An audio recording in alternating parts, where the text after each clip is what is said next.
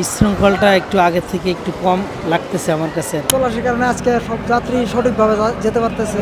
গতবারের তুলনায় অনেক জ্যাম কম, স্বস্তিদায়ক আর কি।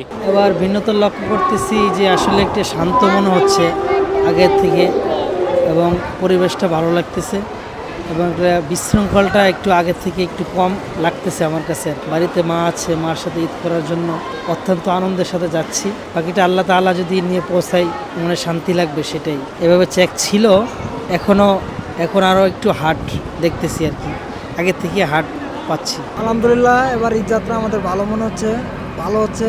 কারণ অন্যবার দেখা গেছে ট্রেনে জার্নি করতে অনেক কষ্ট হয়েছে। এবার আলহামদুলিল্লাহ লাইনে আগে দিয়েছে ট্রেনে, আমাদের বসার ঠিক মতনই হয়েছে।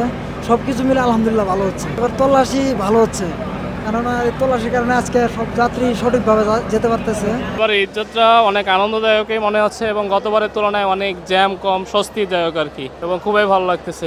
অনলাইনে অনেক প্রেশার ভাইয়া, আসলে এই জিনিসটা থেকে যদি আমরা বেরিয়ে আসতে পারি, অনেক যানজট, অনেক হয়রানির শিকার হতে হয়।